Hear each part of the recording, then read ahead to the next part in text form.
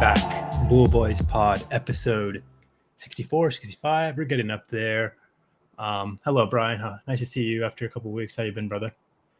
Been all right. Same old. Settling into the holiday season, so just trying to straight chill, basically. But it's good. It's good. Very rainy weekend in SoCal, so we got kind of the vibe of winter coming. Kind of liked it though. I do it too. Felt honestly. good. It felt good too. I mean, I generally like the sun, but when you're not compelled to go outside and you don't feel bad for staying inside, it's like sometimes I just need this. You're just yes, like I just exactly. need to be That's sitting on my couch dude. and just kind of doing some stuff and like not feeling bad about just kind of like just hard, like basically watching movies, playing video games, just like chilling inside. That's what it's for. But in general, another thing I like about SoCal rain is like when the days after it's like super clean. So yesterday night I went for like a 1.5 hour walk. Nice. At like 11 o'clock at night, just when it stopped raining, and it was really nice. Like I listened to music, it was very calming, and so always good post LA SoCal rain vibe. The point of today's podcast, why we're here today, is I saw Bradley Beal was out for the year with the hip stuff. And then I also heard like whisperings of like CP3 is pretty washed and stuff. So I was like, these are people of your generation and my generation, Brian. I would say like are probably our second NBA generation. Would you say that's fair? Our first being like the Kobe, I think so. TDs. I would definitely say that. Yeah. So our second NBA generation, LeBron notwithstanding, KD notwithstanding, are kind of reaching their end. And a lot of players we saw in the finals, we saw in the playoffs play big games are no longer really playing any meaningful minutes or figure two anymore. So I thought we just kind of give them their due, write them. I said player bitch. That's kind of harsh, but more it's like let's call it a career retrospective. I think that's friendlier. Sure. Some players that, like I said, are household names for us. Brian also wanted to like take an angle of like obviously fantasy b-ball is going for us, and there's like some players who just aren't statistically productive anymore, even though they were great names. And that's basically up Brian's alley. He bets on all of those guys. I think the player obituary and this fantasy comment, yes, go hand in hand with me. I'm well known to grasp on the last straws of believing in a man's skill. Yeah. And I have a couple, but we could go, we can talk about it when we get there. It's one of your best aspects, Brian, like one of your best features, that you believe in people, that you want them to do well. So don't never lose that. Okay. I guess, man. All right. So I think the conversation has to begin and start with Embiid. All right. Okay. Yeah. Embiid is one you mentioned. Saltedly, Johnny offered me Embiid for Duran last week, and I actually took a look into Embiid's like stats, and they're pretty diminished from what we expect from him for sure. I think it was like 20 and like 6 or 7, 2 assists. Like on bat, we're way worse shooting than the Joel Embiid 60%. Yeah, I mean it's 70%. Even that every third game too, because he's just not playing the others, So let me see. It's 25. That's, and he's only 31, man. So it's kind of bad. And he's played looks like he's played 6 games. Okay, so he's played half the games. Jesus, man. And we're just starting. So the way we'll do this is, one, do you think they have one more solid run left in them? Can they be productive? Or are we just basically seeing the end and it's only going to go downhill? Will there be another? Are we talking to Sixers or Embiid specifically? Embiid specifically, you can get into the Sixers if you want, sure. But will there ever be a upturn in Embiid's production, or is it only downhill from here? I think that's the fairest way to describe it. Even for like, it doesn't have to be for an entire season, but like just for a couple of months, or even the playoffs. I do see, because I think we could still give him the case that, he's still kind of managing injury, and I don't think that this is just perpetually how he's going to be.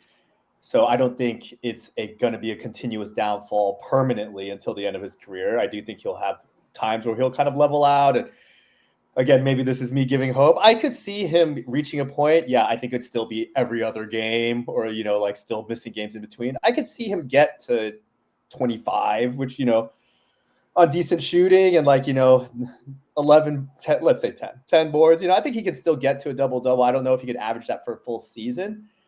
But it's just in terms of the MVP days, I think those are done. It's kind of, his play style, he's very skilled, but obviously he's a huge guy and he kind of bangs down low. And I just think unless he gets his jumper, which is good, that's obviously something that allowed him to get MVP and have crazy years. Unless his jumper just becomes, super duper good, again, which it was.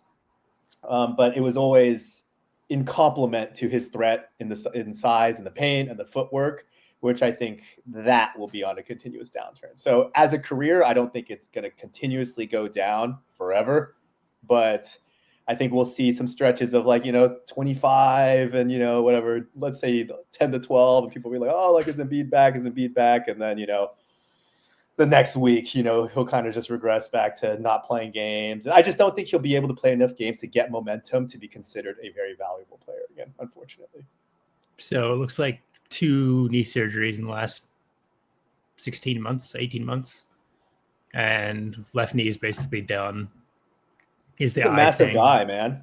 He's a massive guy. And I think if you were to say, what's the chart, or how do you chart old, bigger guy, a center, aging gracefully, I think a lot of people would be happy with 18 and 11, right? Every night, 18 and 11. But that'd be great. I don't even think that'd be great, because it's not 30 and 13, but it's if you think of KG at the end, Powell at the end, 19 and 11 was basically what they were getting. KG Lessa was 15 and 9 or something. But 8. Yeah, it wasn't even 8, that much. Something as much. But good players basically I would say that you should be able to get 18 and 12 if you're a primetime center. I just don't think Embiid can do it. I'm going the other way. I don't think it's ever going to happen, Brian. I mean, the issue is that those guys you mentioned that kind of Powell, he was 18, 8, 9, 10, last few years of career, same with KG, 15, 16, 8, 9, 10, whatever. They were 40, you know what I mean? Yeah, that's true. Yeah. 31.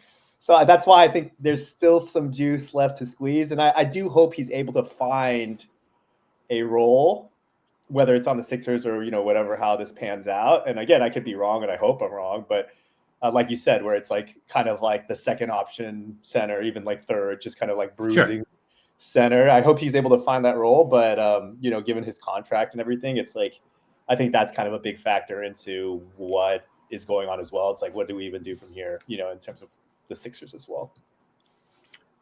They have a lot of good players now, good guards who can create for him. I don't even think it's a matter of if he could play 65 games and do that 18 and 12, I don't even think he can do that. So I'm sorry, but I'm sorry for Embiid fans. I just don't see it happening. It's sad because he was a very exciting player. I actually enjoyed watching him play. He had a little Kobe in him in the post and a big frame. So it was cool to see, but I think it's done, man. I mean, I was a very big fan. I mean, it's kind of sad because, I was a big fan of how skilled he was when he was coming into the league. But again, you remember he didn't even play for the first 2 years, basically. Yep.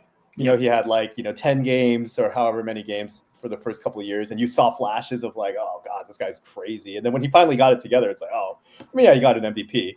So obviously that the process that became something. There's always been struggles about winning in the playoffs and kind of all of that. Obviously kind of got dusted by that Kawhi 3-pointer, long jumper to end the series. But it's a question I throw back to you. Mm-hmm. I think most MVPs are Hall of Famers, but just given the stretch, is this a Hall of Fame career? It's honestly 6 or 7 good years. So that's basically Embiid. Yeah. Oh yeah, I think it's enough. MVP is enough. Yeah, fair enough. If he didn't get the MVP, it would be a much bigger question because there's a lot of players who can put 5 or 6 good years together. Do you think he's a top 75 player of all time? That's tougher now. I would say towards maybe who is 75? Who is the bottom players? Was 80 and Dame, right? Who was of the current players we know who made the 75 list? Let's see. Let's top 75 players of all time list. I mean, there's some duds in here, not to be like There's an some asshole. duds, and I think he would probably qualify because yeah, like Reggie Miller's in here. Like Reggie Miller. There hasn't been 75 MVPs, so I think he is. But fair enough. Which even makes it sadder because you were seeing like what potentially could have been all time great, but there's something wrong. Like he's wildly unlucky, and he got very injured, so they wasn't in the cards for Embiid. I'm sorry. I mean, I was gonna say this segue is actually into something I'd like to talk about. Another player obit. Oh, good. Yeah. I mean, it's a larger symptom of the cancer that is plaguing the 76ers, but Paul George as well. Oh yeah, very good. Very good. Is right on this list, and it's two guys that we are, I think, very validly player obituarying, and they're on the same team. Again, I picked Paul George pretty early last year. Obviously, that was a huge dud because he was very injured, and then he fell very late to me this year. So you picked him too, Brian? Oh, yeah, Brian, come on, man. I picked him in like the 8th round, like 9th round. Okay, that's pretty good. That's pretty good. Yeah, like, he fell appropriately. Yes. Yeah, so like I'm not too worried about that, but I feel as like he either doesn't care anymore or like the motivation's not there because like his last couple of years with the Clippers, he was pretty damn good, and then he just gets to the Sixers and it's just like a meteoric drop off, and I just can't foresee him definitely not getting back to like an all-star level, but like can we get to like, I don't know, 18 points per game and not shooting like shit? Like that's kind of like my hope here, and that was my exact hope last year, and that wasn't satisfied. But to be clear for the listeners, 16, 5, and 4 on a tidy 43% shooting from the field. He's bad. So it's like it's better than I thought, to be honest. Like he could just not be playing, so he's giving you something, but it's just at a very inefficient level, which is it's. I mean, I like Paul George a lot too. Him playing versus LeBron on those indie teams, it was like the one guy who could stand up to him. It was like a good contest, and I think he did ride those years out a little bit too hard. I think he's a great player. Okay, that's another great question for another player obit. Do you think Paul George is a Hall of Famer? No. No, you don't think so? No, but everyone gets in, but I don't think. I think there has to be a line. I don't think PG had any meaningful. Like we're gonna give people Hall of Fame nods because they took LeBron to 6 games in the second round. Yeah, series. exactly. Yeah, I mean, that's what I mean. Like his best years were those Pacers years where it's like very competitive against a scorching, amazing Heat team. After that, what do we have? We have OKC. Where's that redemption? He was good. Yeah, he was good. He was very good. I think he finished 3rd in the MVP voting, and then they were a solid team, but they were like first, second round exits. And then the Clippers, that's kind of like an embarrassing experiment onto itself for the past 5 years or however many years that's been. We're talking about Paul George. We're talking about Paul George. I heard, and while you guys were discussing, and I was in the the backstage, the purgatory, the backstage, whatever you call it. So Basketball Reference has PG as a 97% chance of making it, which actually surprises me. I was actually kind of on board with you two. And Kawhi I put him at like 70. That still feels high to me. I'd have to go back. What did they have Embiid? Embiid, I think he's going to get in. 100, I assume. 66. Oh, wow. That's basically the only MVP who's not in is Rose. That's correct, right? I think that's true. Embiid had a better career than Rose, so I think he's probably guaranteed to get in. But I don't know. It feels like with the Basketball Hall of Fame, who was discussing it recently? Bill Simmons with Chuck Klosterman. I feel like they had that conversation. It's like if you have the question, it's more than likely yes. So yeah, that tends to be. I find Chuck Klosterman to be very scatterbrained. the one thing that's I think he has a lot of good things to say. I think he has a lot of good things to say, but sometimes I don't know that he has a lot of good things to say, or he has good lines every now and then. So, but sometimes I'm like, dude, what are you talking about, bro? I think Chuck's. We're on a tangent. I think Chuck's really good when he's not talking about sports. I think when he starts talking about sports, he's very stupid.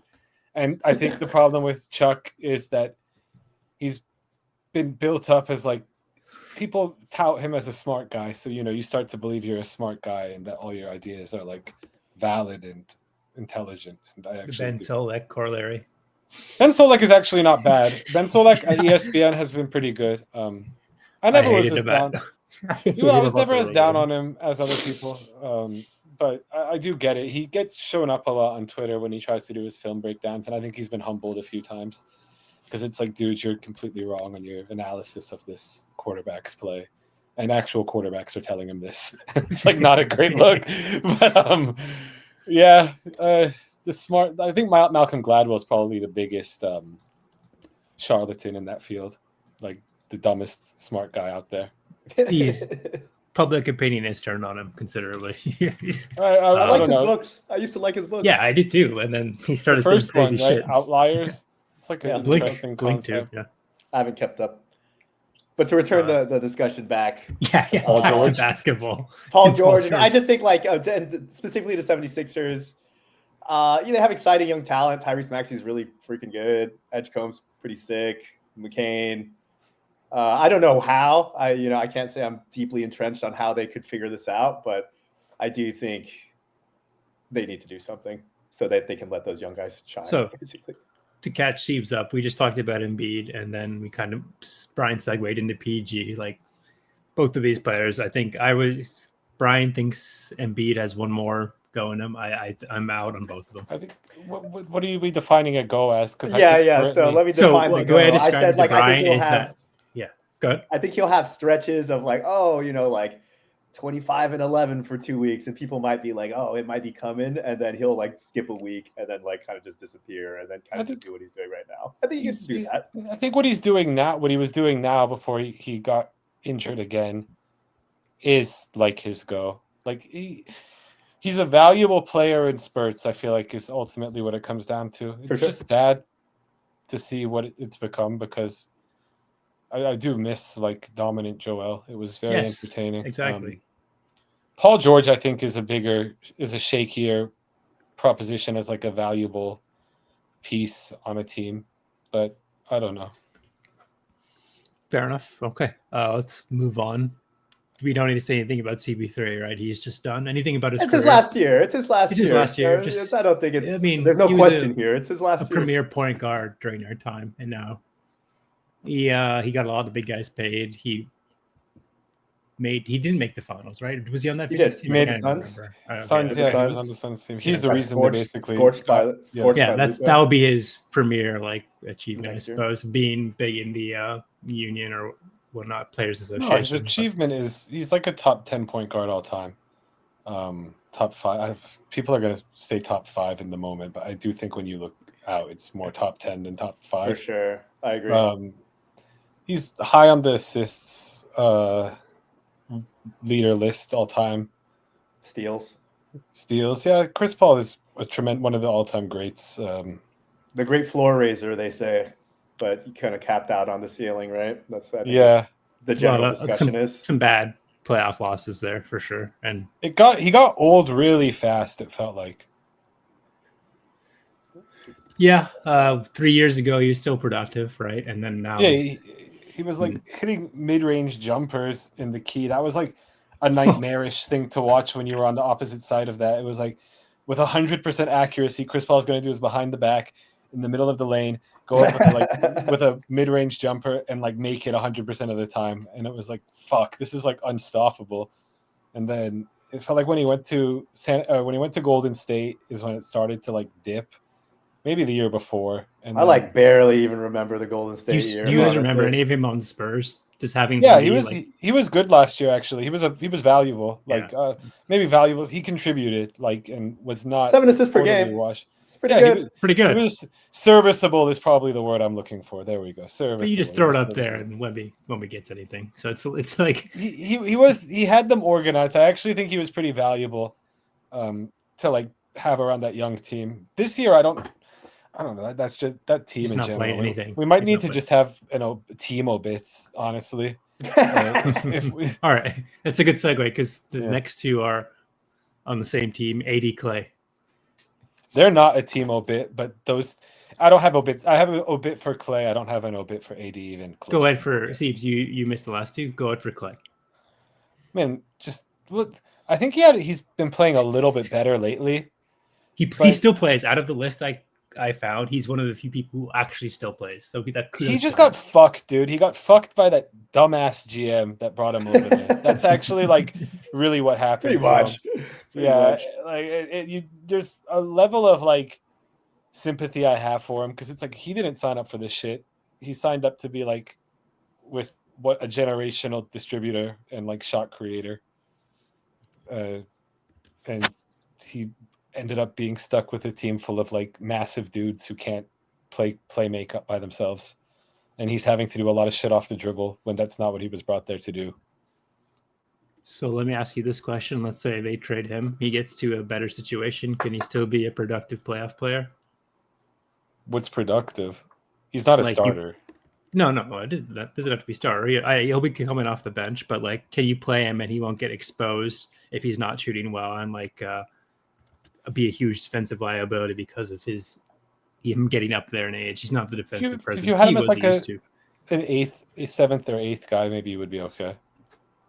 I think a hopeful spark. That's not the reliable spark, but like hopefully somebody that you can like yank if he doesn't have it that night. Like he's not like vital to your team's success in the playoffs. So he's 35. He's putting up 9, 3, and 2. What is he? I need to look at his game logs because I do feel they won tonight, and he seemed like he was having a better game. But I didn't look at the box score at all, and it was probably like my fourth or fifth priority as I was watching the events of the night. The problem is he's shooting 30% from the field. He had a good game tonight. He was 7 of 16, 5 of 11 in 19 minutes. In 19 minutes? Yeah. Really 19 points. Oh, no. My bad. ESPN's box scores are shit now. 26 minutes. Okay. Yeah. Still pretty good. Still pretty good. Like a good game for Clay, for sure. But can he... So, like, he can maybe win you a playoff game. With coming off the bench, shooting really well, hopefully. I mean, I think that's a big theme with some of the player obits here. It's just generally reliability, right? Like, they might be able to throw in a game here or there, but if you want to be a contributing player to a winning team, you got to show up, charitably most nights, but it's kind of the other way where it's like you're kind of hoping they even show up for some nights, I guess. Yeah, I'm going to zag and say I think Clay still has some left to go. I was negative on the other two, PG and Embiid, but I'll say yes on Clay. What about you, Brian? No, I'm kind of off Clay. Oh wow, okay. He's one of the guys. I think Clay's having. I'm on Ashwin's side on this, but it's more in what I'm saying. I don't think he is like as a lead guy. It's like what I'm saying. Yeah. I can see him getting. He's averaging 9. I think that's too low for him. I think he could hit like 12. He's averaging. Yeah, 9, 3, and 2. He's averaging 14. No, what is 32, 52? What's like 17 over his last 3 games? So yeah, he's taking up a little bit. Yeah. I think 11. Okay. Yeah, pulls out to like 12 to 14. Okay, that's fine. 2 in agreement, 1 against. But you wanted to talk about AD, Brian, so the floor is yours. I mean, I don't think he's done. It's just, I was just chatting in the chat, but like. When he plays, he's good. Honestly, when he plays, he's good. Apparently, he's one of our guys, man. He's overweight. Apparently, I mean, there was obviously some photos where he was looking pretty large. I don't know if that's just like he doesn't care anymore. There's no more motivation, but like when he plays, he's good. So I definitely, for sure, AD has a lot left in the tank. I think it's just whether it's in a situation. I think he's at the point of his career where he wants to be in like winning situations, but. Again, back to my reliability point, he kind of had a tweak in his calf, and he was supposed to be reevaluated like today, and then they said like another week. And then as somebody who has him on my team, I'm just concerned like this is the soft kind of just holding him out. I said this in the chat, but like soft holding him out for the rest of the season because they're just going to blow it up, and it's just a waste of his time. But I think AD still has plenty left. I think. I think he could very easily still be like a 25 and 12 guy, like 2 blocks for the entire season. I do think so. So maybe like 50 games, 55. So but you can play that ball for sure. So since he came to the Lakers. The highest he had was 23-24, which was 76 games, which is the year like he was our main guy and he like everything kind of went through him. But do you think he could ever get to 62 games and average 25 and 12 or even 55 games, Brian? Because it's not looking good. I'll say 55. Honest. I'll say 55, and I would say yes. I do still think he can. I still think he has one or two of those seasons left. He's a good player, man. I love him. That's why it's tough to talk about. But Steve, what do you think? It's a tough one. I don't know if he can. 55 games. That's not even. He's not even eligible. Oh, 55 games is not the problem. I think he'll get. Okay, so he's got to stop this bullshit that he tried to pull this offseason where it was like, yeah, I came in a little bit overweight because I lose weight during the season real fast. It's like, clearly not. Like, I think you're full of shit. Like, I don't know what you were doing in the offseason. Maybe you did think that, but like, your body does 15 pounds on like a fragile frame like that is kind of significant. And like, yeah, like I said, there was this report today. NBA teams interested in trading for Dallas Mavericks star Anthony Davis. Hope he loses weight because he reported into camp at 268, which I actually think is very high based on what I remember him weighing at before. But it's just like you're aging. You don't see aging big men go, oh, I'm going to get bigger. It's usually I need to slim down a little bit, make it easier on the joints. But I think in a situation where he's not the attraction, like the driving force of the team, he can probably get back to around all-star level production, play 60-ish games. I think there's a lot asked of him in Dallas. I was actually excited. I didn't think they would be like great, but I thought it was going to be, and it still potentially could be if AD fucking plays. But I was excited to see what the AD Coop combo would look like. I called that shit. Go back and look at the tapes. I said they were going to be really bad. I thought they would be like, okay, the preview. I could say. I mean, they have yet to string any games together, but I thought they would at least be like a play-in team or something like that. Same, man. I really thought they were going to be horrible because I love Kyrie. Like, he's a great player, but to me, it was all this like, Kyrie's going to come back and they're going to be in strong position and they're going to ride with D'Lo until he comes back. And all of those words to me sounded like nightmares. Like every single part of that. Kyrie, like a notoriously very careful person with his recovery, doesn't really like rush back from things because he knows like rushing back leads to more injuries. Depending on D'Angelo Russell, when you're trying to be like a serious team, like these are like not things that you do. They just don't have their team doesn't fit together well. It's too much of like the same thing and not enough shot creation and ball playmakers and it's just not great. I'm curious to see what direction of the team post Nico. Seems like a cloud has been lifted. I will say that. Like they do seem happier. So I was going to say we can just quickly go into Coop. Because I think I was a little bit lower on him than most people, even on, I think I said on the last pod too. Like I told Andrew in like person that I thought it would be like a more athletic with Gordon Hayward with like better feet.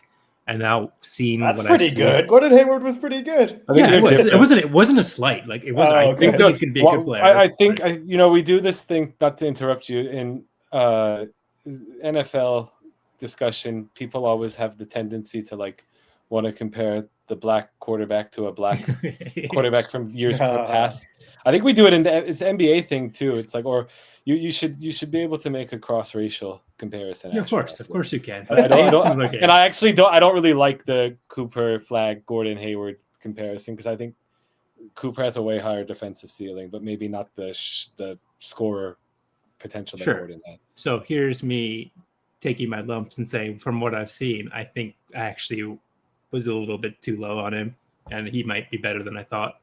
And the best thing for him would probably be like this free year of reset.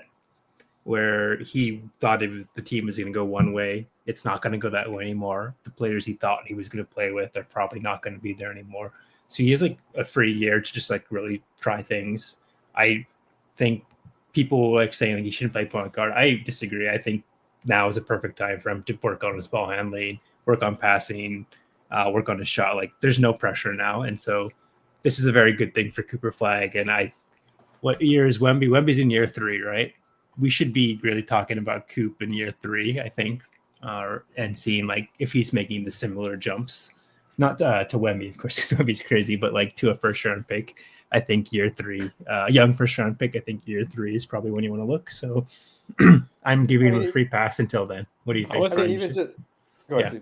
I wasn't aware people were like freaking out about him. I mean, early in the season, I kind of was, but like, I don't know. I've been impressed with what I've seen. I mean, that game against Milwaukee, he looked fucking great. Like, I'm still mad that the Mavs got him because I feel like that was bullshit. Like, but now that Nico's gone, it's a little bit better.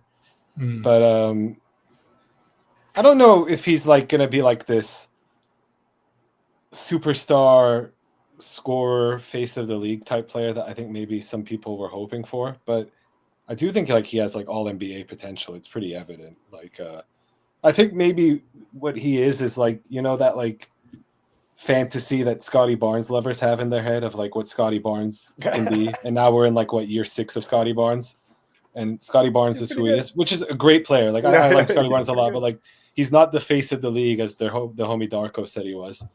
Like, true, you know, like true. I do think he's like elite tier. What imagine Scotty Barnes is in the minds of like Scotty Barnes fanboys. I think maybe that's like the ceiling.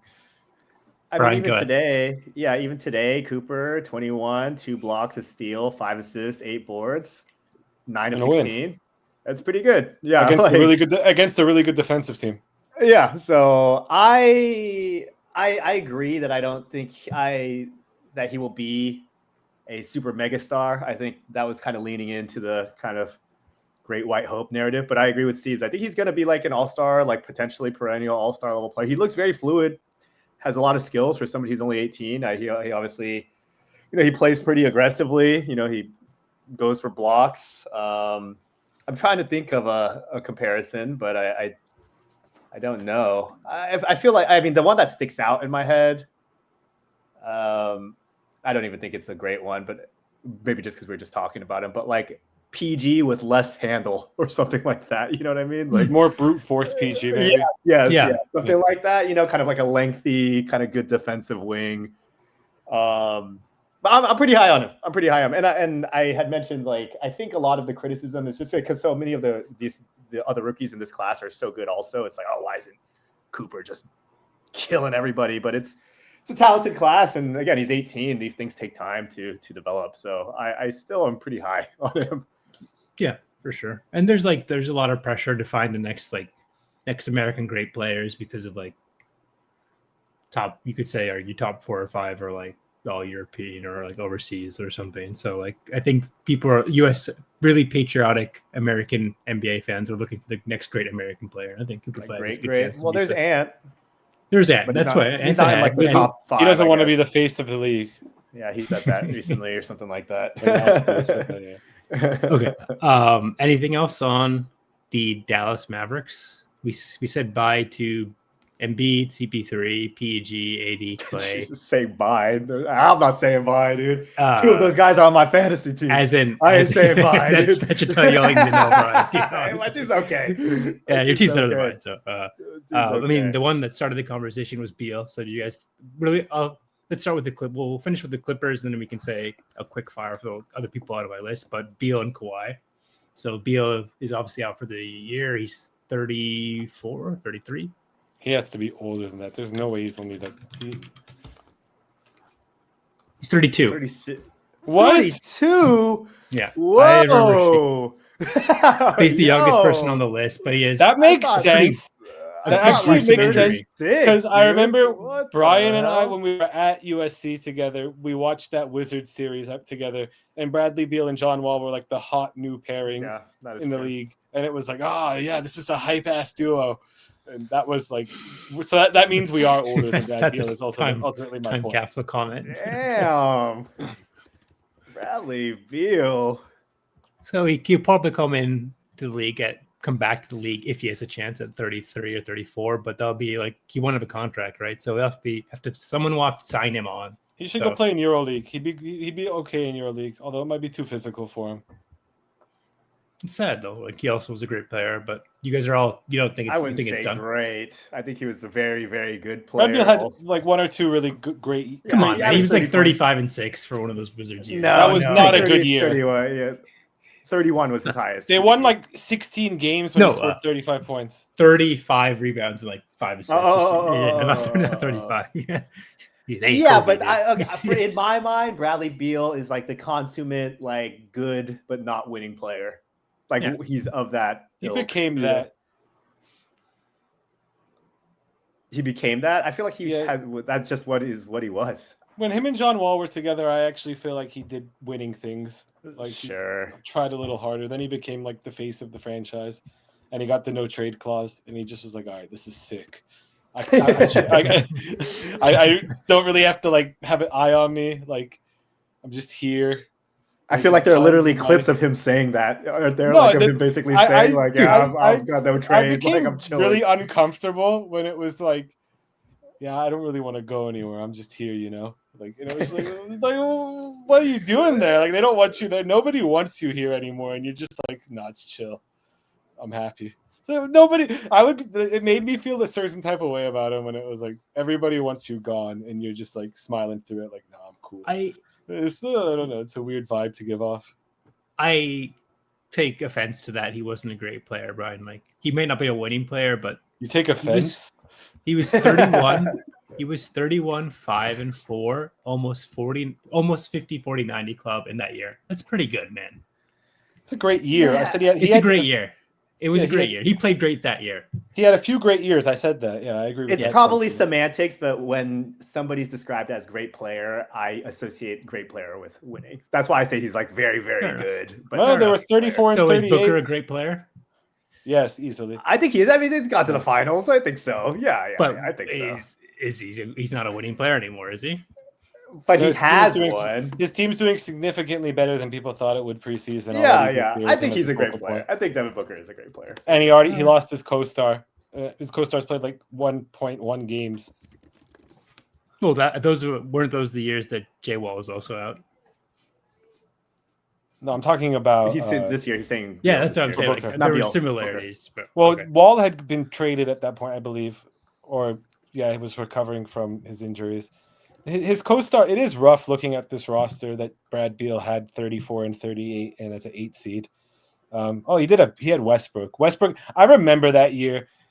Westbrook was like really Johnny fell in love with Westbrook again, right? No, that like year, he does every year, dude. Yeah. There was something weird about that year. Beal may have had those numbers, but I actually feel like it was when it started to get toxic with the Wizards. But I don't need to look at this now.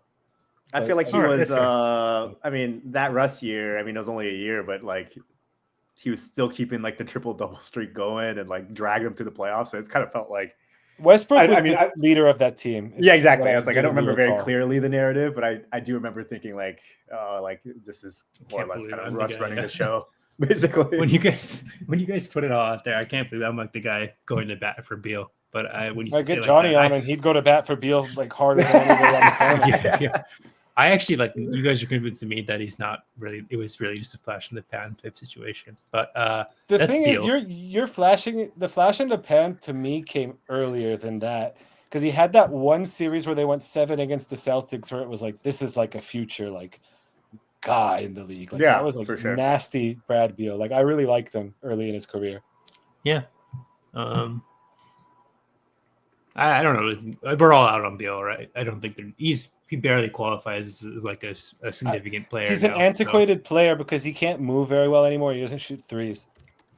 There you go. What about his running mate, Kawhi? I don't think Kawhi. There's not an obit for Kawhi for me because he's still too damn good. That's the thing. When you're talking about AD, this is how I feel about like when you're.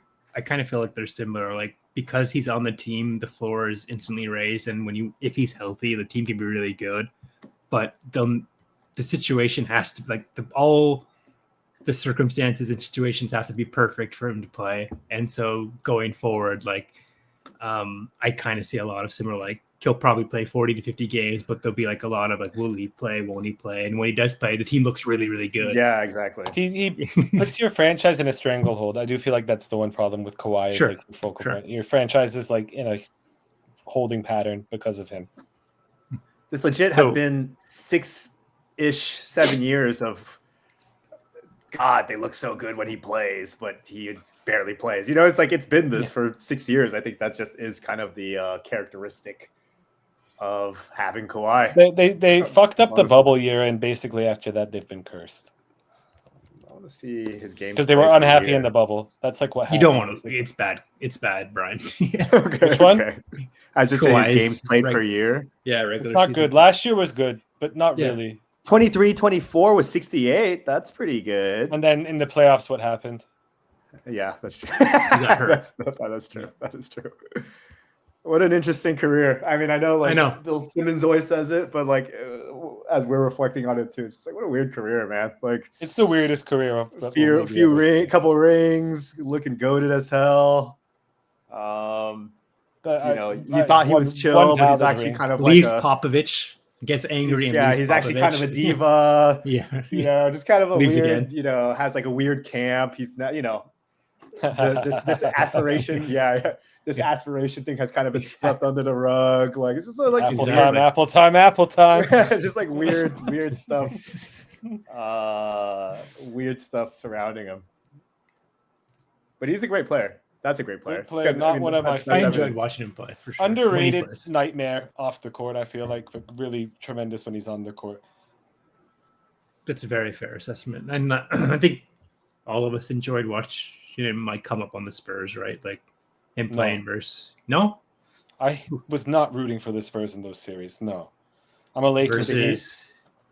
I always was disgusted with the Lakers people who rooted for the Spurs in those finals. Like genuinely, I probably very disgusted. Yeah, of course you did. I hated LeBron. It's a very common Kobe sentiment. Yes. Fan. Are you a Lakers fan? Like no, the Kobe fan stance should have been don't let Duncan get the same amount of rings as Kobe. That's true. Yeah, that was always the stupidest thing. In retrospect, now that people call it, I made the case at the time, and was the last. All right, Steve, you get your flowers for that. Okay, let me swing by like these last players who. So when I put the prompt into ChatGPT, I said anybody who averaged 25 PPG per game from 2015 to 2022, or anybody who was on a finals winning or finals appearance team in those same years. Are they still in the league today? And the players that came back it was long, like most of them are out, but the guys were basically going to say bye to pretty soon. Lowry, Kyle Lowry doesn't play anymore. I think he's on Philly, age 39. Middleton, I can't remember if he is. Wizards. Wizards. Jrue Holiday in Portland. Harrison Barnes. Russ was actually on one of those. DeAndre Jordan, KCP, and Barolo. Barolo means. Jrue Holiday's still a good player. Yeah, he's having a good year. Good year, yeah. I think Jrue Holiday's still a good player. I think Harrison Barnes is still a contributing player. He was the other guy. Him and Clay are playing the most. Yeah. Barolo plays pretty much every game. He looks bad. Shorter minutes, he plays smaller minutes. Yes, smaller minutes, and he gets torched sometimes, but he plays. That Jokic game last week against him was like very uncomfortable, and he was getting like angry. Like Brook was getting really angry, and it was like, dude, like he was fouling the shit out of Jokic. Like I want to say he had 5 fouls in like 10 minutes of play, and like he was arguing every single one. And they show the replay, and it's like, dude, you like. Have like you clearly fouled him. Like you're just a little bit slow now. Like you're not realizing you're not the same. You don't have the same step anymore. And then he had that like frustrated Brook face that he gets. He had it like the whole year he was with the Lakers. And it's like, dude, some people had. I mean, I'm thinking specifically again of Bill Simmons, but he was saying that he thought the Clippers would win 50 games, dude. a lot of people. He's always like that, dude. He's always like that. What are He's you always talking super pro about, man? Clippers. Yeah. Well, because he Against has season tickets. Yeah, but like to the point where like I think his under on the Lakers is a little bit snide. Like you just had a year previously where had beating it and he just went under for no reason. It's a transition year for some reason. You want to do an obit, a separate obit? For Bill Simmons. His predictive abilities. Yeah, that's a good one, dude. Okay, sorry. The Mavs shit he said was way crazier. What are you saying? The Mavs shit he said was way crazier.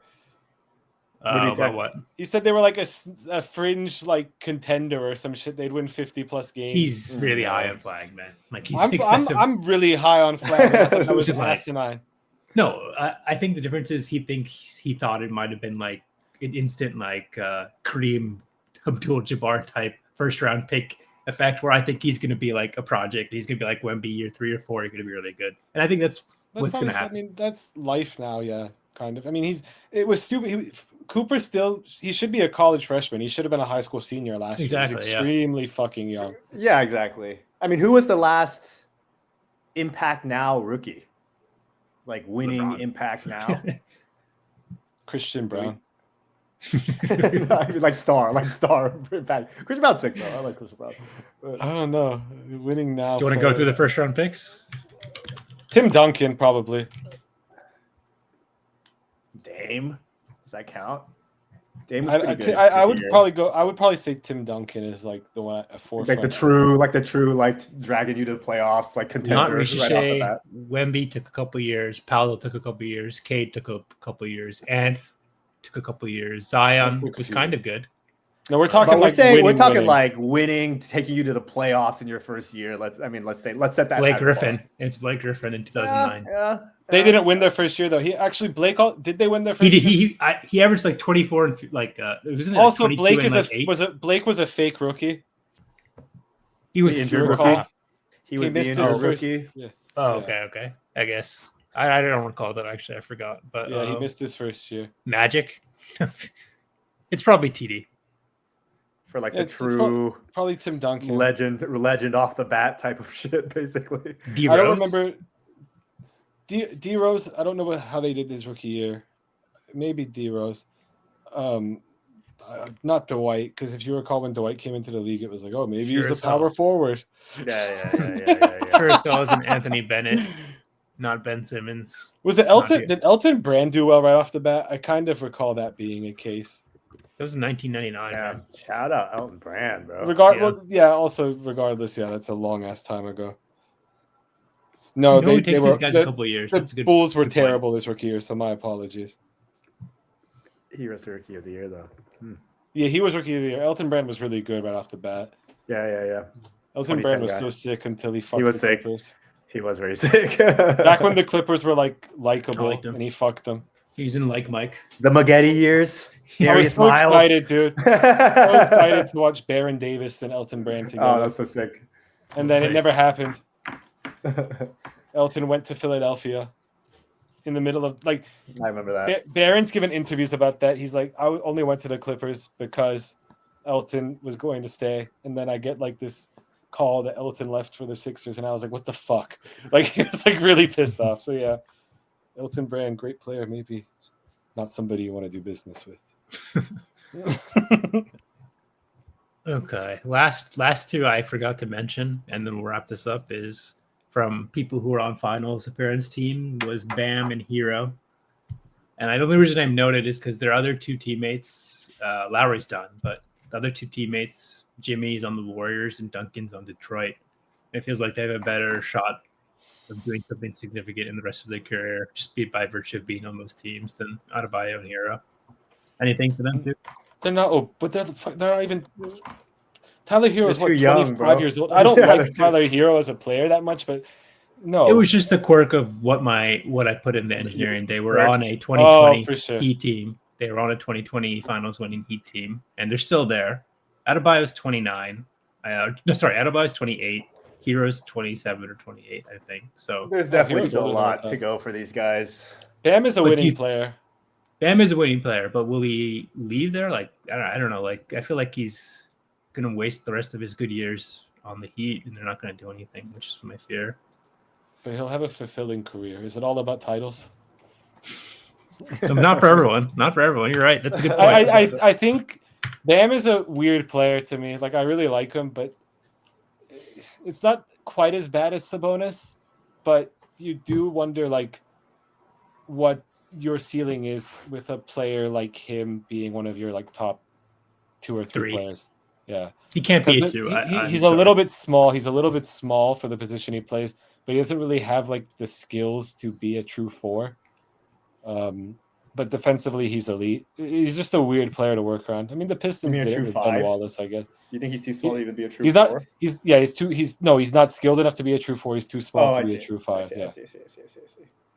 I think the league shifted away from him with the true bigs like Jokic now. Like, I think there was a time maybe in the late 2000s where you thought if you had like an undersized big for Draymond, late 2010s, that you'd be okay. But it's just not. It's not like that anymore. There's too many big bruisers, Wemby and Jokic and stuff. Freaks now. You gotta get like no, dude.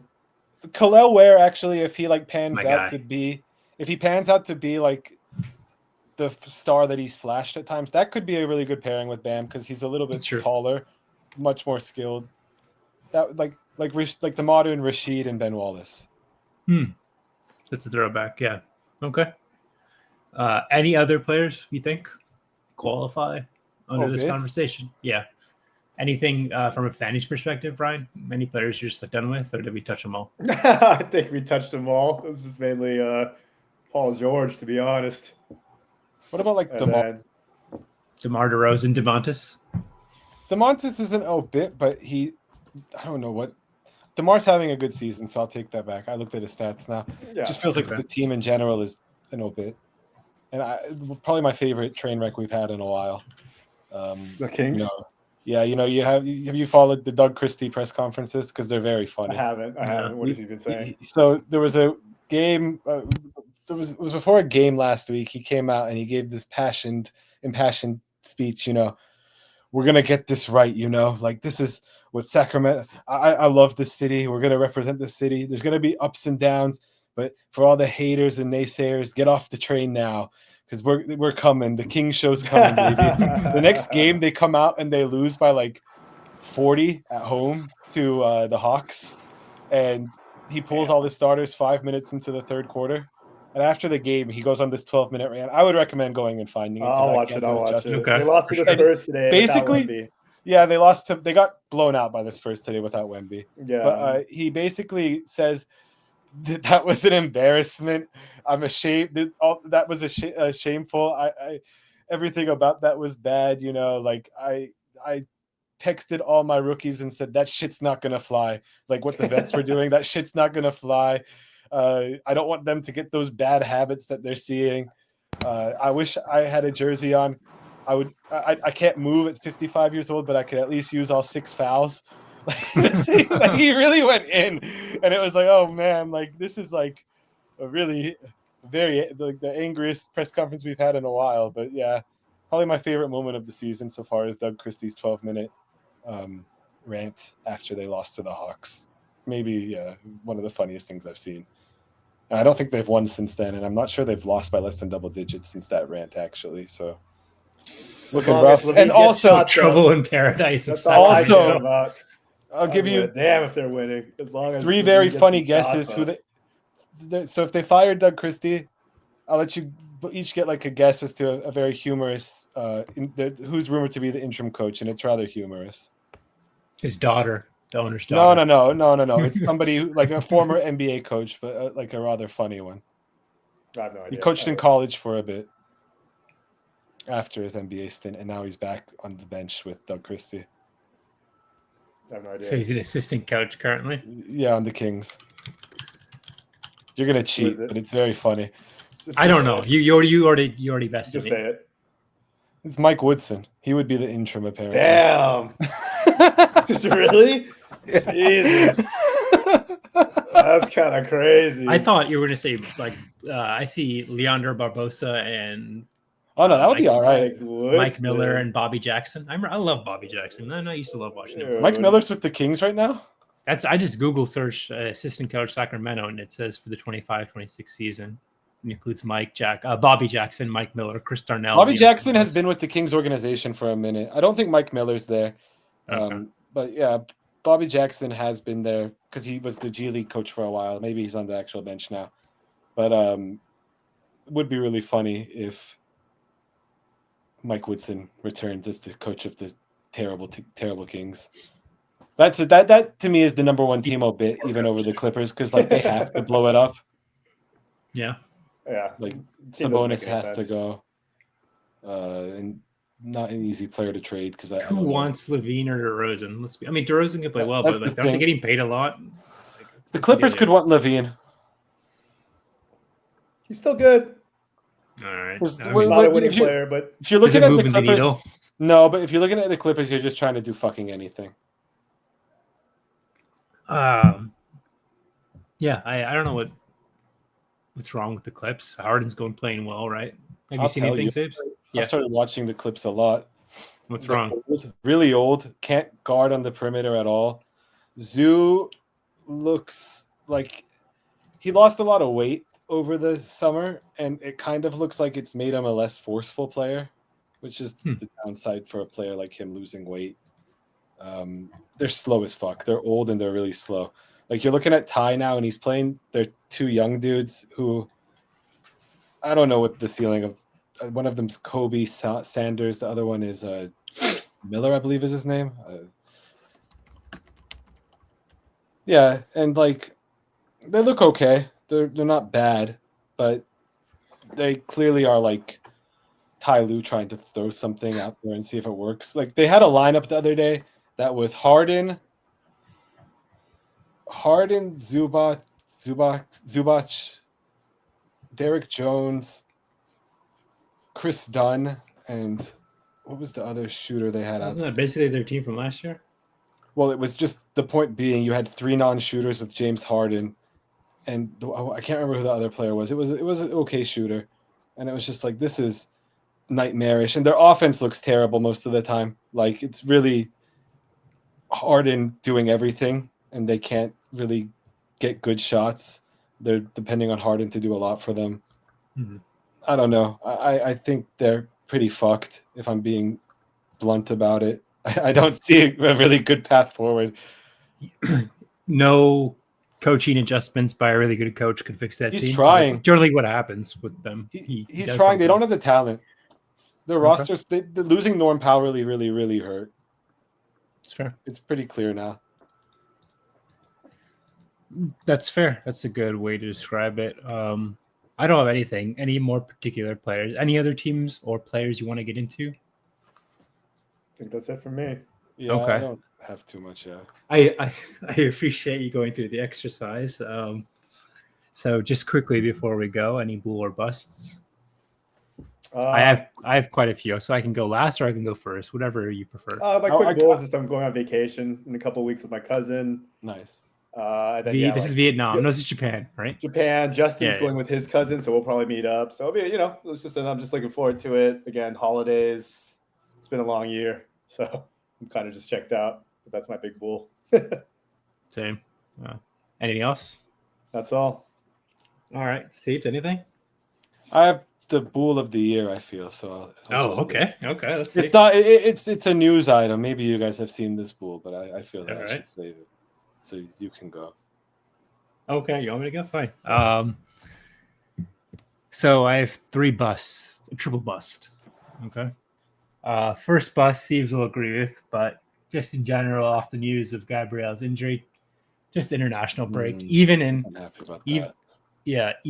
a World Cup year, I just think it's too much. I don't think they need to be qualifying for years on end, and it just breaks the mojo of the Premier League, especially like 3 within the first 2 months or like 2.5 months is kind of a lot, man. So international breaks. The second one would be so last week during my when I was working, my computer turned off. I think I posted in the chat that my GPU and CPU were fried, but the bust is how I took like every shortcut to get there. I really had the house to myself. I wanted to enjoy like being able to use my computer, and so I, instead of trying to troubleshoot it myself, I took it to Micro Center, and then the guy tells me that my CPU is broken, and then I say replace it, and then like he calls back 10 minutes later and says the GPU is broken. So I suspect that the CPU was never broken and it was always the GPU. So basically it was just like a shit job. I paid extra money for it because I was lazy and I didn't have the parts. And then I bought this half measure stuff because I was waiting for the next year stuff. And I'm just very upset because I had my one tool that I use very often broke down on me. But the reason I was told was that for a long time, my GPU was like producing hundreds of degrees of heat, and apparently it was sending all the stuff to the CPU, and I knew about it, which is why I was upset, and I just ignored it, and it fried both of them. So I'm very upset about that. What are you gonna do? I already replaced it. It was $1,000 repair, dude. just like that. So, and then the last thing is, you guys were talking about streamers. And this will probably be contentious, or not contentious, but like very relevant to what you're saying, is like, I think I'm out on all streamers just in general. Like the Golf International thing was just very annoying to follow along with, like all this Golf International thing. Is that the Gruden one? It was the Gruden one, and just like YouTubers and streamers just are like very self-righteous and self-important, and I'm just like, let's get some reality check here. Like, you're just playing some golf, man. Or like there's so many, like basically every big streamer in any genre just seems to be a tool and or manipulative their audience and or kind of a bust. So I'm just out on all of them. I don't get any pleasure from them anymore. So you guys were talking about it earlier. I don't know who you were saying. I don't watch streams, by the way. I just see. I don't watch streams either. Same. Exactly, but even like Clipper creators and their content that they create, like I wouldn't like. For me personally, it's just I'm over it, dude. I think it's just our demographic. Exactly, I think that's part of it too. But who did you mention? I can't even. Speed is a Go. Oh yeah, that's the one. The only one. Like, I have a whole list of like people when I wrote down all of their like faux pas or what they did wrong, and the only one I said is like the only guy who seems to be a genuinely nice guy who does stuff for like charity seems to be Speed. Like, yeah, Speed seems like a really nice dude. It seems like a great guy. Feel people like, actually makes me smile when I see him. But like most everyone else, it's just a very toxic. He just had a video with KD. Job. Yeah, so yeah. Yeah, nice or like, kid. No, he went. What did he do? Like he went to like some restaurant, and then he paid like a massive tip, and then he went on a cross country tour, and I saw he gave the driver a Rolex. A Rolex, exactly. Yeah. Like, it's just generally nice things. I don't see like no streamers are going to Make-A-Wish hospital events. I don't see that shit. It's just it's very few and far between. They're just on their computer chatting to people. Like they don't use the platform for good. So except for Speed, or people like Speed. So I'm out on all of them. So. Yeah, I would agree with that sentiment for the most part. I just don't deal. It's not our generation's entertainment, I don't think. You say that, but then like the reason why is like the Internet Invitational kind of seemed like the opposite. It seemed like it was a bunch of like 40 to 60-year-old dads who were like on YouTube watching it. That's very funny. and like just really like hype into it and like over like analyzing it. Like it's not that important. Like, so I think that big. There's a distinction to be made between YouTube streams and Twitch streams, I think. Correct. Like, Actually, I do think YouTube streams, you do see older people. Like, I'll be watching a basketball game, and this is slightly off topic, but you'll see like, my son's playing in this game. It's like, he's number 14. Go Jordan, go. And it's just like, all right. Like, so like the older people do know how to get onto the YouTube streams. I do feel like if you put Twitch in front of my dad, he'd be like, what the fuck's going on? Like that's kind of like what I think that's probably like the situation. So yeah, my uncle watches all these golf and poker streams on YouTube all the time. Yeah. It's probably right. Yeah, I haven't been to Twitch, the website, in a long time. Me too. Not since I used to watch pirated sumo streams. Okay, fair enough. Okay, those are my busts. I know the middle one with my GPU got very long and winded, but I'm very upset about it still. So I had to put it out there on record. Oh, it's fair. It's a bad bust. Any predictions for Lakers rest of the season? Wrap up there. Steve has a Bool. He said. Oh, I'm sorry. Did I skip you, Siebes? Oh yeah. You were going after me. I'm sorry. Go ahead. So, I have two. One of them is just Sure. Islam Makhachev is double champ now in UFC. It was very impressive yesterday, but that's not the Bull of the year. The Bull of the year and Bull of the last 16 years is that Bigger Valley's home. The wave is back. Oh, really? I saw that. Really? 16 I did years. not know that. And it's been wildly entertaining to see. I got a scope. It's crazy, I saw dude. the Like, picture. it's so I have to crazy see that. because like all the videos and shit from before are like from 2009 before camera phones and shit were really good. So now it's like, like it's Max B in like 4K. This is like wild. I'm not used to seeing this shit. Like Max B up close and like he's still the same person. Like got out of the pen and went straight to a Jets game. The Jets won that day despite being a terrible team this year. So people are like, oh man, even the Jets are winning when Max is free. He's out there, people are interacting with him everywhere. He had to go get jewelry. He got gifted a chain. He's been just buying up things. I just looked up Max B real quick, and it says, after a lengthy prison sentence, New York City rapper Max B is having the best week ever. It does seem like he proposed to his girlfriend. He's having a great time. He's having a fabulous That's year. actually hype as hell. But it's just been pretty heartwarming to see. I'm gonna have this go. I'm like Max excited.